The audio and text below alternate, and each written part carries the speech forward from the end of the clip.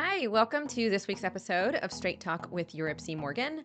So, this week, parts of it kind of felt like a scene from Mean Girls as opposed to the US government. Listen to this explanation from CNN. The man who was handed nearly unfettered access to the federal government is openly musing about forming his own political party. And the same guy, the billionaire backing the U.S. space program, he's now threatening to take his rockets and go home. What at this time yesterday was a one-sided attack on the president's signature spending bill is no longer just a policy disagreement, not even close. It has now become quite personal, as the president says he thinks he knows why. It has become quite personal. Donald Trump and Elon Musk broke up, and has anybody checked on JD Vance? Where is he? So, what is this about? We all know, if you've been keeping up with any kind of politics, when Donald Trump came into office, he had been BFFs with Elon Musk throughout the campaign. And it was kind of an interesting relationship because they're both billionaires, although uh, well, not Donald Trump, but Elon Musk has way more zeros behind his name. But they're still both very rich guys, right? Donald Trump is a rich guy. And he joined the campaign and became kind of this cheerleader, this spokesperson about for cutting cost. And a lot of it, had to do a lot of his credentials, obviously, not just being Elon Musk and Tesla and SpaceX and those sorts of things, but what he was able to do at X, at Twitter. Remember when he bought Twitter and he came in and he like cleaned house, and that became somewhat of a jumping point, or some some evidence for the Trump administration to say, hey, this guy who has made all of this money, who's created these great inventions, and who is able to dramatically cut costs at Twitter, turn it into X, and rebrand it, we're going to do something similar with the federal government. Because we have had such a massive deficit in our country for so long, we have had an unbalanced budget, and we have a trillions of dollars worth of debt to deal with. And so it became kind of like, hey, look, we got this guy, this expert, this consultant over here who's going to help us rework the federal budget. Sounds great. Well, they got into office, and the first, I don't know, like 90 days have been kind of weird because there is obviously the Elon Musk and what he was able to do in the private sector, but government works very, very differently. We all know that. We should know that. And I do think that there was a lot of frustration from Elon Musk with the way that the government runs, right? With the boundaries that you have to accept. And this is true of Donald Trump too. I think that when he came into office in 2016, he thought that this was going to be like the private sector where you can just fire people. You can't just fire people in the government. Now, that's not to say that you shouldn't be able to. Oh, I absolutely believe you should be able to, but that's not how government works. You've got to go through all these agencies, and then there's Congress, and there's rules. Oh, there's the Constitution. So you can't just do whatever you would do in the private sector. Donald Trump found that out, and I think he's still finding it out. And Elon Musk ran up against that as well. So all of this, I think, what really drove the wedge between these two, what really, cut the cord here, was the big, beautiful bill. So if you remember just a couple of, I guess, I feel like it's been a million years, but I guess it's only been a couple of weeks. The Trump administration has been pushing this budget, the big, beautiful bill. And the writing was on the wall when the Nonpartisan Congressional Budget Office, which is kind of like the CFO of government, that just like, they're just here to tell you how much things are going to cost. That bill looks great, whatever, here's how much it's going to cost. They came out and said that this big, beautiful bill would actually increase the deficit by $2.4 trillion over 10 years. And I think Elon Musk, who came into this whole, like, he came into this relationship saying, I thought we were going to cut costs. Like, you brought me in here. We created Doge. We were firing people left and right. We were slashing budgets. We were cutting costs. And you come out with this bill that's going to increase the deficit by $2.4 trillion? Like, you lied to me. And then they kind of broke up. So, here's what happened. Here's like a little bit of the timeline of what happened. So Elon gets on X. Yeah, it's not Twitter anymore. He gets on X and he says, like, he must have I just picture him stewing, like he's like walking around in his bedroom, and he's, probably texting, and just maybe he's like writing the text and then deleting it, and writing the text and then deleting it again. And he finally just has it because his first tweet said this: I'm sorry. I just can't stand it anymore. This massive, outrageous, pork-filled congressional spending bill is a disgusting abomination. Shame on those who voted for it. You know you did wrong. You know it. Like, he just was like, that's it. Like, he had let it stew and he was done.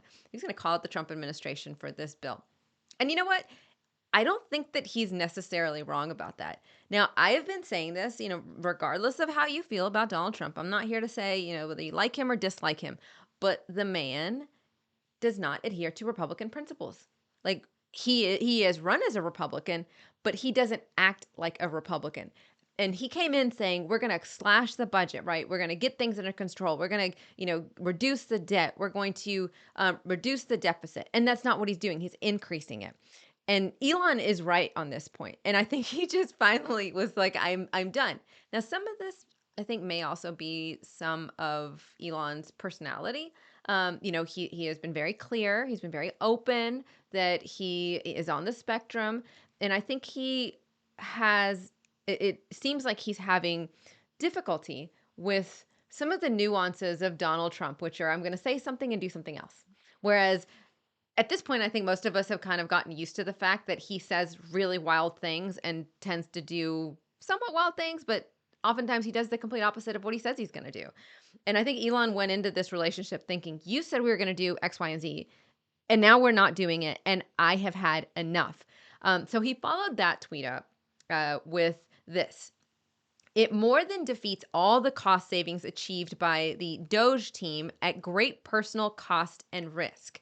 So if I'm Elon, I would be pretty upset about this too, because you bring him in and you give him this authority. And Elon went from being, like just the guy with the rockets and Tesla and, quirky, but I don't think people really liked or disliked him one way or the other. And then he came onto the campaign and all of a sudden you had all these like liberal, environmentalists who are driving around Teslas, defacing their own cars. I mean, the number of stickers that I've seen on Teslas that people say, "Oh, I bought this before Elon became whatever," and I'm like, it's still your car, but whatever. So he went from being like this kind of neutral guy, quirky guy, to all of a sudden being hated, outright hated by a significant portion of the population, and he's like.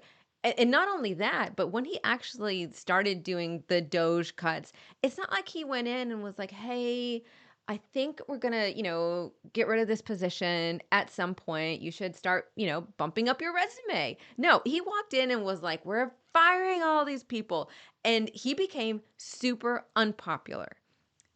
There was a lot of personal cost to him. And then he said this. He was on a Twitter storm. He just kept going. He was not letting it loose. So then he said, I cannot believe the Republicans are extending the debt ceiling. Oh, wait, no, let me back up. So he then brought up a tweet that Donald Trump said back in 2013. So like he was digging in the archives. He was so mad that he was like, not only did you make a fool out of me, not only did you lie to me, but you made a fool out of me. And let me remind you of who you said you were. So he brings up this tweet from January 23rd of 2013 where Donald Trump said, I cannot believe the Republicans are extending the debt ceiling.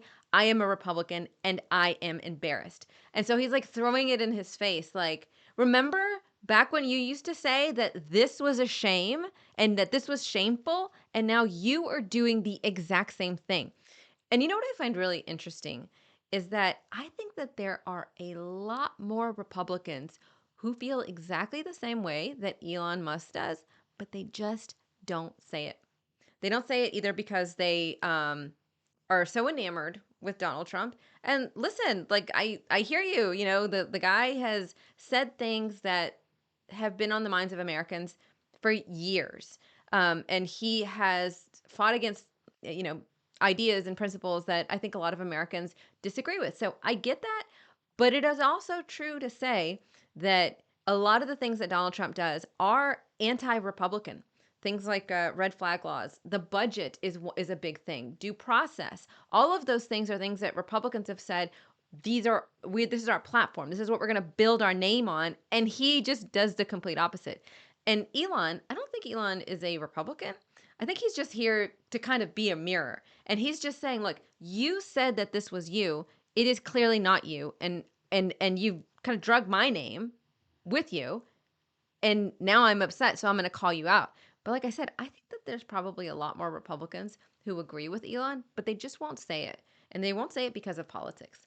They won't say it either because, like I said, it's either just they're personally enamored with Donald Trump or it's because of politics. Because even at the local level, you have a significant amount of Trump supporters, the MAGA supporters, and they are not going to let it go if you are a Republican who disagrees with Donald Trump.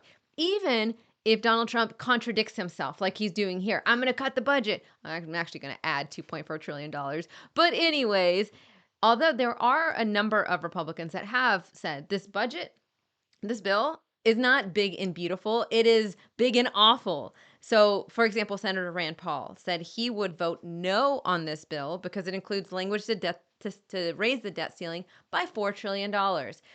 Or Senator Ron Johnson, he's a Republican from Wisconsin, who said he's a hard no on the House passed bill because it doesn't do enough to roll back spending. Even Senator Lindsey Graham, Republican from South Carolina, said that I think bill needs to be more fiscally responsible, which is, come on. I mean, what do you expect from Senator Graham? But at least he said, at least he didn't give it a yes, this thing is great. No, it's actually really awful.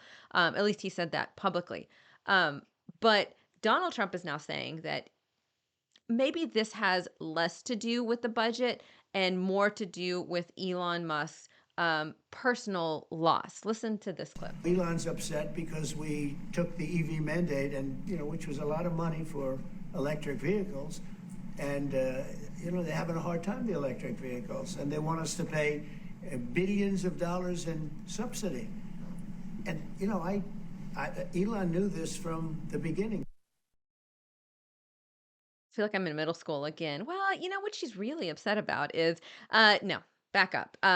Just to be clear here, he's talking about the EV mandates that were taken, or the EV benefits that were taken out of the bill, so you wouldn't get those credits and whatever. So he's like, oh, Elon's just mad because he's not going to sell as many Teslas. Let me tell you how rich Elon Musk is. I had to look this up for myself because I was like, I don't know, maybe that is a legitimate argument. Well, he does about $98 billion of his wealth comes from Tesla, right? So that's a lot. $98 billion of his wealth comes from Tesla. Where the majority of his wealth comes? He gets 147 billion from SpaceX. So Tesla, as big as it is, as profitable it is, as wealthy as it has made him, is kind of his side hustle compared to SpaceX. So I don't think that the tax credits that he's talking about there, he's not losing any sleep over it. Just to show you like how incredibly wealthy this man is. It's mind-boggling that I don't think he could lose Tesla tomorrow completely, and he would still have $147 billion plus what he has in his other ventures. I think the two to combined make up about 80% of his wealth. So the guy, like, I don't think he's worried about Tesla. For the rest of us, though, I will say this. There's an old African proverb that when elephants fight, the grass gets stomped. We are the grass. You and me. We are the ones that are going to get stomped here because ultimately, there does need to be a lot less spending in this bill, and that's not being accomplished. This whole talk about, Teslas or EV mandates or SpaceX or all the things that are going on, these are things that we as people benefit from. We benefit from a robust government. Not robust government. Let me back up. We benefit from a robust economy. And things like the tariffs and the fighting and a bloated government, overspending, make things worse for you and me. We also kind of need SpaceX. The benefits that it has provided for humankind, please don't take your ball and go home. All of us were playing here too. So I don't know who's more, I feel like I'm with JD Vance on this one. Like, could you guys please stop fighting? But at least it does. I do respect Elon in the sense that, look, this is not a big, beautiful bill, whatever you want to call it. And I'm glad he's at least bringing attention to the fact that there's a lot of pork, a lot of spending in this bill, and it is not what's best for America. Thanks for listening to Straight Talk with Yuripzy Morgan. Please subscribe to my YouTube channel and add this podcast on Spotify. If you're enjoying the show, consider subscribing to my Patreon to help keep the lights on around here. Just $5 goes a long way. Go to patreon.com/whymorganshow today. And don't forget to tell a friend. So it looks like the case of Abrego Garcia, the El Salvador native who was deported to El Salvador on a clerical error by the Trump administration, is back in the news, and he is headed back to the U.S. As a matter of fact, I think he's already here in the U.S., but now he is here to face other charges. Listen to this from U.S. Attorney General Pam Bondi. Our government presented El Salvador with an arrest warrant, and they agreed to return him to our country. We're grateful to President Bukele for agreeing to return him to our country to face these very serious charges. This is what American justice looks like. Ironic statement. So again, that was Pam Bondi, U.S. Attorney General, and apparently the guy can come back. Remember, for a while, just to kind of brief you on the saga that has been Abrego Garcia. This was a man who he lived in Maryland with his wife and kids, and he was picked up and then put on a plane and deported to El Salvador. Admittedly, by the Trump administration, it was a clerical error, but then they dug their heels in and said, well, but he's here illegally, and then next thing you know, we're getting court documents. They said they sent him to this notorious prison in El Salvador. El Salvador was like, we're not sending him back. He's a native of El Salvador, and this is where he belongs. There were accusations that he is MS-13. We got court documents from a bond hearing. Again, it was not an adjudication, so not an actual trial, but a bond hearing saying that he was suspected of being MS-13, and then all of these documents about past physical abuse to his wife. And the whole time, then the Supreme Court gets involved, and they say that the Trump administration has to facilitate his return. And basically, Trump was like, no, and you can't make me. And next thing you know, I guess apparently he is coming back. But he is coming back to face charges. Now, here's what I find really interesting about Pam Bondi says there, that this is American justice. And I don't disagree with that. I'll explain in just a second what the grand jury actually did. But I don't disagree with her in the sense that this is American justice. And this is not what is happening in other immigration cases. So what she's saying is this guy is now going to come back to the U.S. to face charges for human trafficking. Listen to the explanation about the grand jury. The grand jury found that over the past 9 years, Abrego Garcia has played a significant role in an alien smuggling ring. They found this was his full-time job, not a contractor. All right, I want to pause there for just a second because I want to explain what a grand jury actually is and what they found. Again, this is not they did not there's no trial. He hasn't been adjudicated or anything like that. He wasn't found guilty. A grand jury is different than a regular jury. It's larger. I think it's 18 to 24 people, I believe. And they get all of the evidence. In a grand jury, there is no defense. The defendant is not present. There is no defense attorney. It's just the government's attorney, these 18 to 24 people. It's all private. There's a lot of hearsay that goes on.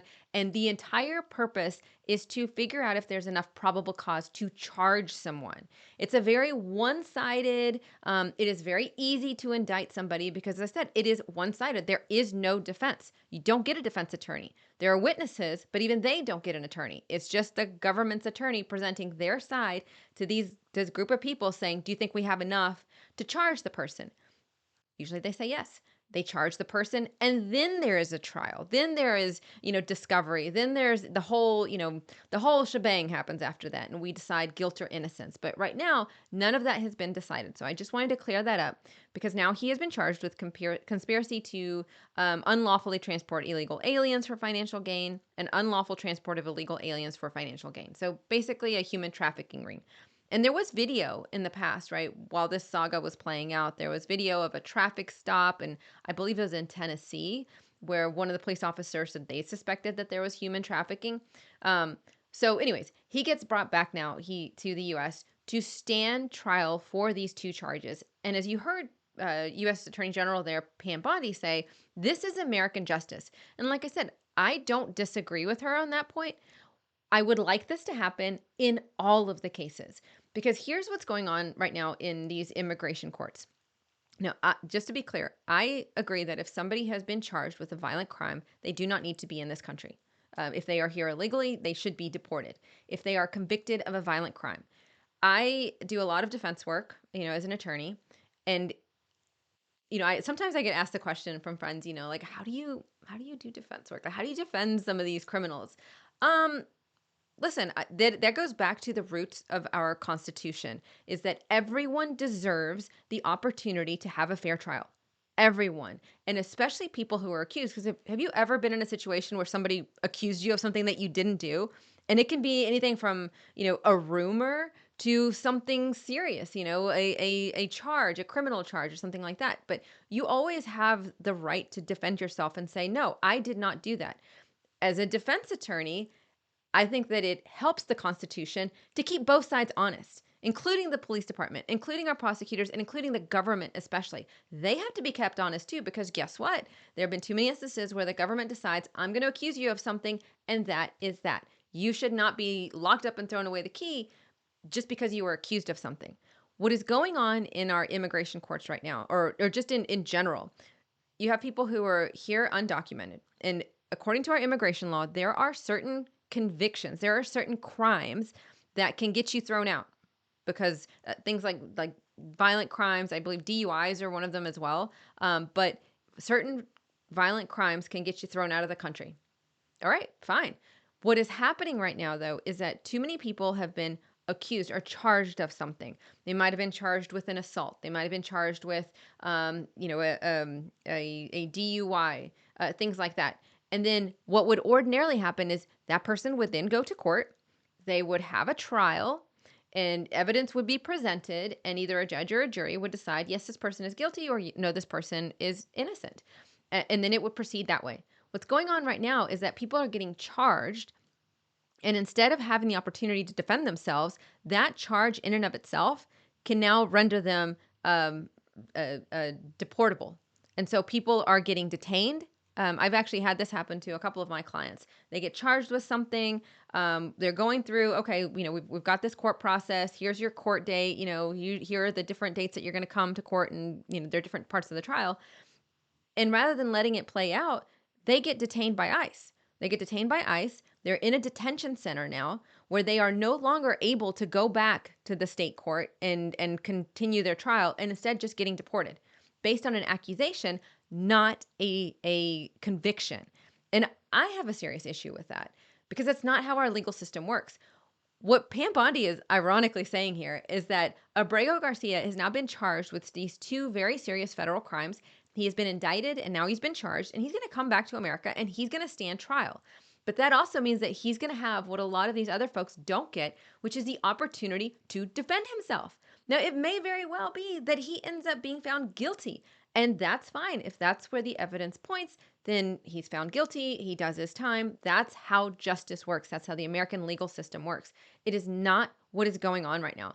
So I find it super interesting that she kind of ironically is advocating for what a lot of immigration attorneys are saying now, is that folks are not getting due process. They are not getting the opportunity to defend themselves.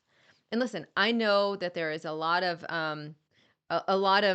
information, or a lot of people are very there. There's a lot of disagreement about how much due process a person who is in this country undocumented can have. And there is case law about how much due process these individuals have, particularly the longer that they have been in the country. But as Americans, I think this is one of the cornerstones of our legal system. We believe, right, that if a person has been accused of something, that they have the right to defend themselves. Now we're getting into the, yes, but they're here undocumented, so they're not supposed to be here. That's true, but that is a civil violation. When it comes to the criminal cases, I do believe that they should have the opportunity to defend themselves. And if they are convicted, then the immigration courts take over. If you are convicted of an assault or some violent crime, then and you're not here legally, then yes, you should be deported. You had your opportunity. You chose to do something bad in our country, and therefore you should face the consequences. But unfortunately, that's not happening in our systems. And you have people who would otherwise probably qualify for some sort of legal status in this country based on our current immigration laws, and they're not able to do so because they can't defend themselves. So I'm pretty sure that's not what she meant to do. I don't think she meant to side with a lot of immigration attorneys right now, but guess what? In her words, that's the American justice system. Okay. Thanks for listening to Straight Talk with Yuripzy Morgan. Please subscribe to my YouTube channel and add this podcast on Spotify. If you're enjoying the show, consider subscribing to my Patreon to help keep the lights on around here. Just $5 goes a long way. Go to patreon.com/whymorganshow today, and don't forget to tell a friend. All right, so for this next segment, I wanted to bring on my good friend Torrey Snow, who hosts a rodeo show here in Baltimore every day, Monday through Friday, 2 p.m. to 6 p.m. It's very obvious whose team you are on in the Trump and Elon debate. But I don't want to talk to you about that. I want to talk to you about something else. So Simone Biles and Riley Gaines, you brought this to my attention. They have gotten into a Twitter feud, which is apparently how we argue nowadays. And I was surprised. I was really shocked about this. Just as a little bit of background, my oldest daughter does competitive gymnastics, and so we are in the world of competitive gymnastics, and Simone Biles is obviously the queen of competitive gymnastics. And so but most of what I have known about her has been just her competition. She hasn't really gotten into a lot of the politics until recently. So Riley Gaines, as we all know, was the team captain of the University of Kentucky women's swim team.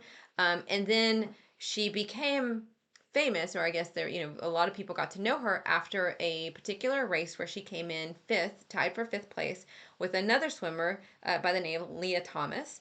Leah Thomas had competed as a male at the University of Pennsylvania, and then switched to Kentucky, is transgender, started going by the name of Leah Thomas, and that created a lot of controversy, especially when Riley Gaines started talking about the fact that the women's team, they were not really notified about this, and then they were put in the same locker room. So it sounds like that's where a lot of the concern came about, because women's locker room, you're talking about a sport where they're wearing these swimsuits, they're very, very tight. She's talked about how it takes 15 minutes to put this thing on. They are helping each other a lot, and I can tell you, even with gymnastics, the Leos are super, super skin tight. Like, some of the moves that they do, you got to make sure that things don't move, right? And so they have to be very, very tight. And I can tell you, even in just that sport, it takes us a while to get my child into this uniform, right? And so she talked about being in that locker room with someone who is still a biological male. So Leah Thomas never, fully biological male, never got rid of anything in this locker room. So there was a lot of controversy. So then, anyways, fast forward, Riley Gaines becomes very famous as an outspoken advocate for women in women's sports. The face of men in women's sports. Yes, exactly. So there was apparently the Minnesota softball team won the state championship, and she posted something on Twitter where it was a picture of the state championship team. It said, "Comments off, LOL, to be expected when your star player is a boy." So in comes Simone Biles, and let me tell you what she said. She said, "At Riley Gaines, you're truly sick. All of this campaigning because you lost a race. Straight up sore loser. You should be uplifting the trans community and perhaps finding a way to make sports inclusive, or creating a new avenue where trans feel safe in sports. Maybe a transgender category in all sports. But instead, you bully them. One thing is for sure, no one in sports is safe with you around." And I gotta tell you, Tori, A lot of hyperbole. it was a lot of hyperbole. I didn't need to know this side of Simone. I would have felt a lot better without this. But when you and I were talking about this before the show, I'd mentioned that I had to take a step back, because when I read that statement, I got really frustrated with Simone Biles for a number of things.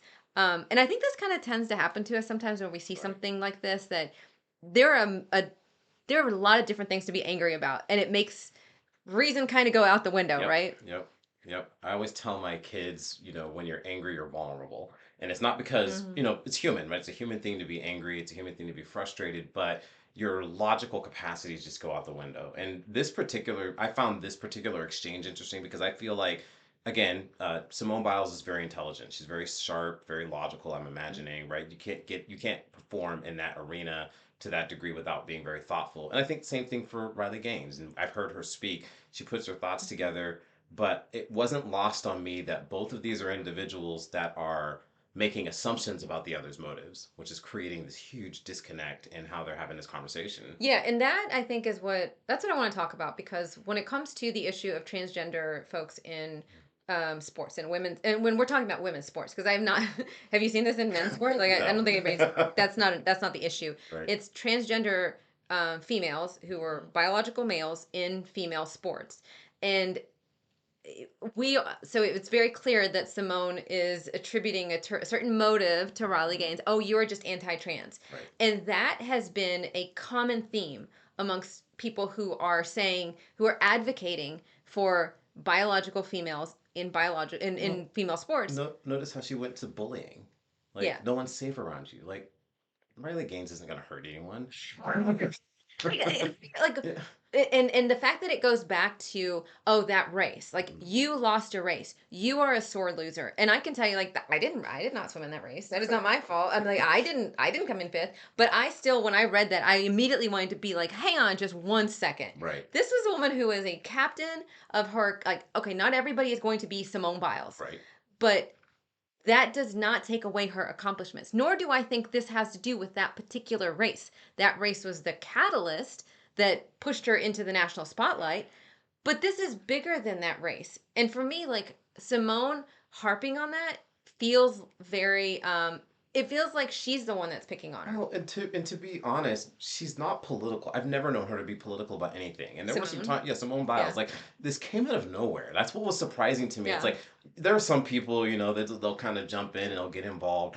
If When I J.K. saw Rowling did that, like, exactly, like I Okay. expect that, Yeah. but then she comes out of nowhere, and it's like Riley Gaines is catching strays from Simone Biles of all people. Yeah. And that she was so strong in her language, like, you're bullying and you should be uplifting and you should be doing all of these things, and like no one's safe around you.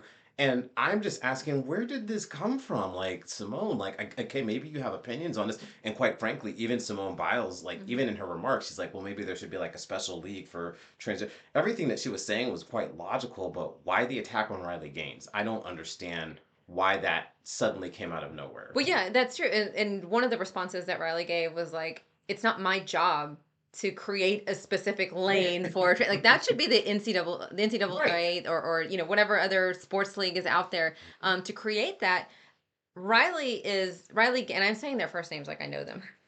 But Riley has been advocating specifically for I think the safe treatment, and she talked a lot about the locker room, but for Simone to go after this, and here's the thing about swimming and gymnastics, I feel like Simone should know better Right. than this, because okay, in swimming, and I say this apparently because we consulted with a friend who was a collegiate swimmer. It's not my area, but apparently men's and women's swimming is very, very similar. The times are different, but the events are the same.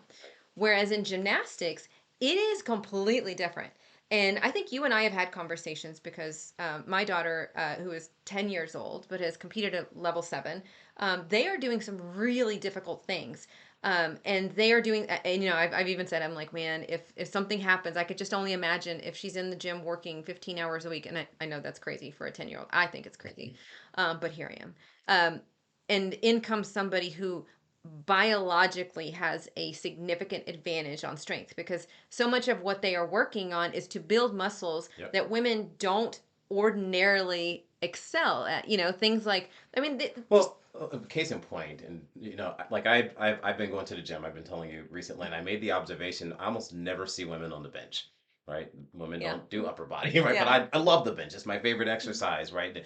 Dumbbell curls, things like that. There's a huge development. You were kind of mentioning specifically, like, one of my favorite videos from the Olympics is they had the male gymnast try to do the things that the women gymnasts typically do, and it Uh-huh. was like, it was hilarious. It was awful. I think there's a video of Simone Biles trying to do like a floor routine, like Yeah. some sort of, like, where you put your feet down and spin around Uh-huh. and everything. She couldn't do it, but then the male was able to do it perfectly. Yeah. I don't like But that's again, this doesn't add up. She of all people should know the distinctions. She should of all people should be aware of why these spaces need to be protected. Yeah. Very surprising to me, Yuripzy. Yeah, I mean, so it's to go specifically about gymnastics. Like I said, swimming, men and women do the same events, but Hmm. different times. In gymnastics, they don't even do the same events. Women don't do the pommel horse, and we don't do Hmm. the rings because those are events that require extreme upper body. Right. I mean, and for some, like, why, I shouldn't have to explain this to you. Like, why do I have to tell you this? Wasn't that why she's so good? Because her upper body is like like abnormally strong for her group. I don't know if that's the specific, but she is extremely, like, one of the things that has made her so successful is that she has an immense amount of power. Right. So she goes super, super high. When she does the vault, part of why the reason she's able to do some of these really cool, crazy things is she goes so high. And that takes a lot of strength to do that. Same on the floor routine. But you get a typical guy, gymnast, who I don't know, give him some time to train.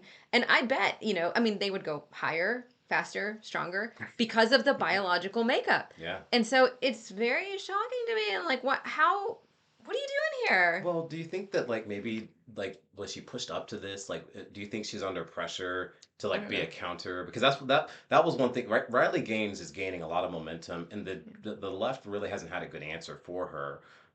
Because she's so popular, right? A lot of people have a lot of respect. But when Simone Biles jumps in, like that becomes a conversation, right? Like people are like, "Oh, wow, Simone Biles is on this." So again, knowing that, I'm sure that Simone Biles has like political opinions, but she's always been hesitant to do so. I'm wondering if she's under pressure to be like, hey, you need to use your platform to advocate more for underserved communities. That may be the reason why. I'd love to know more about that, but I don't know. I think I was disappointed. I am disappointed, Yeah. that, and you don't I have to have like Riley respect for Gaines. both of them, right? Like I Yeah. really do. I mean, Simone Biles is amazing. That's why, like I sent it to you because I'm like, why would she say this? And it's out of nowhere, right? Yeah. It's not her And she made it routine. very personal. Yes, Oh, you immediately. lost a race. Which is like, no. So she came in fifth, Yeah, tied with Leah Thompson or Thomas, Thomas. Yeah, Leah Thomas. It's much bigger than that. And I don't know. I think on a human level, it just feels kind of icky. yeah. Like you're gonna bring that up, like the race, like, oh, this is just because she lost. If you don't know that it's bigger than that, then maybe you're the one that's being petty. That to me feels very, very disappointing. Yeah, I agree. So, all right, we're gonna keep an eye on this. With the platform that Simone Biles has, I don't think that this is gonna go away. So hopefully, other people are listening, and maybe the NCAA or other sports organizations. I do think that there has to be a solution to this. Yeah. Maybe the two of them need to have a conversation. Like, Off do you think Twitter, they've ever, yeah, do you think, I wonder if they've ever had a conversation about it? Like, because that, I don't know. again, that's the kind of thing that I think that Simone Biles is smart. If she sat down and talked, like, they would be able to communicate on a level that we can't. Like, if I have a conversation, like, even you, I mean, as a mother of an athlete, you can probably have conversations that, I couldn't have, or my daughter, right? They play Yeah. together. There's some things that can't relate. I would think that two athletes, competing in women's sports, and especially Simone Biles with her background, they should be able to sit down and have a conversation. And like Simone Biles should be able to say, "Oh, I kind of see where you're coming from Yeah. here, and it makes sense to me, and I'm not even an athlete." So Yeah, but I agree with you. Would hope that they would be able to do that. But before we end on this topic, I just want to circle back to something that you said before, in regards to the attributing a motive to people, because yeah, we do this. I think people do this a lot in the political sphere, where yes, Simone Biles or Riley Gaines is saying, I am doing this to protect women in women's sports. And it sounds like Simone is saying, no, you are doing this because you are anti-trans or you are bullying trans people. And we do this like as human beings a lot of times. yes, we do. I know what you're saying, but I don't believe what you're saying. I think you're doing X, Y, and Z. Yeah, You can see this even with a lot of people who voted for Donald Trump. And like the people who there, I have seen this happen, especially on The View. They're terrible about this, where they'll say, they attribute person's motive for voting for Donald Trump because they are racist, sexist, xenophobic, whatever. Like We're having a conversation about how to reach out to men, and Joy Behar's like, well, they just need to stop being sexist. It's like, you are really missing the point here. yes, So it's yes. nothing to do with being sexist. But Like, we do this all the time, yes. like, oh, if you voted for Trump, then you must be this. Oh, Yeah. if you voted for Kamala Harris, then you must hate America or whatever, and it's like that's an example of attributing a motive to somebody Yep. that does not exist. Like maybe, just maybe, somebody voted for Donald Trump because they did not want to continue the Biden administration's, like we're going to give away student loans, we're going to, the whole thing, the pull out of Afghanistan and all these sorts of things. Maybe someone just simply disagreed with those things. And when Kamala Harris said, oh, I wouldn't change anything, she's going to keep doing the same stuff. Maybe they were like, I'm just not going to go that route. Well, let me ask you this, right? If more people took people at face value, like if I said, I have a problem with you because your cilantro is bitter, like It really is a game of the other day. like, do you think that like our politics would be better overall if more people would just be willing? Like, we know politics is people are manipulating, but I feel like we go so far overboard that when someone gets up and says, "This is why I oppose this," I think we should just listen to them and maybe just assume that they're telling us what's going on. Yeah, listen, yeah.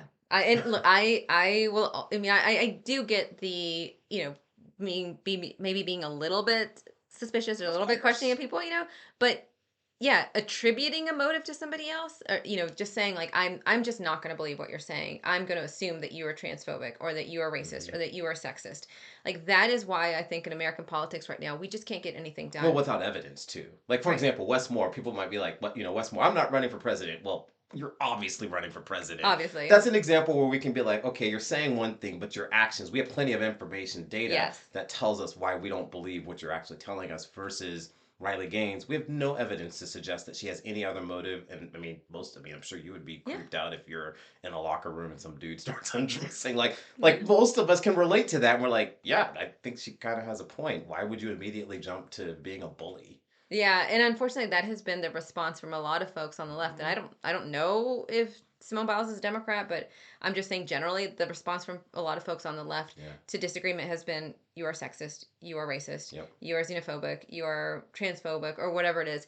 And I think a significant amount of people, as seen by the last election, got tired of having someone attribute a particular motive to And that them. makes you really unlikable. It makes it really hard for you to relate to people, and Yeah. they're not gonna be supportive of you if you're gonna be like, oh well, the reason you're like, no, I'm telling you, I'm tired of being broke. I'm tired of paying, I don't know Yeah. how much a dozen eggs is, right? But just Yeah. things like that, like just listen. Like you don't have to judge motives into that. Just accept what people are telling you. Yeah, and same thing with Riley Gaines. I mean, I think she had a very compelling story with what happened in the locker room, and Yes. I don't believe it was just one time. I think this happened over the season. Um, that is not transphobia. That is a legitimate concern by a female athlete in a locker room where you have to undress completely Yeah. and be undressed for some time. That is a legitimate concern, and we could have a rational conversation, or I guess we could just have a war on Twitter. Thanks for listening to Straight Talk with Yuripzy Morgan. We got some exciting stuff coming up, so make sure that you subscribe on our YouTube channel and invite your friends and family to do so too. You can also find us on iTunes and Spotify.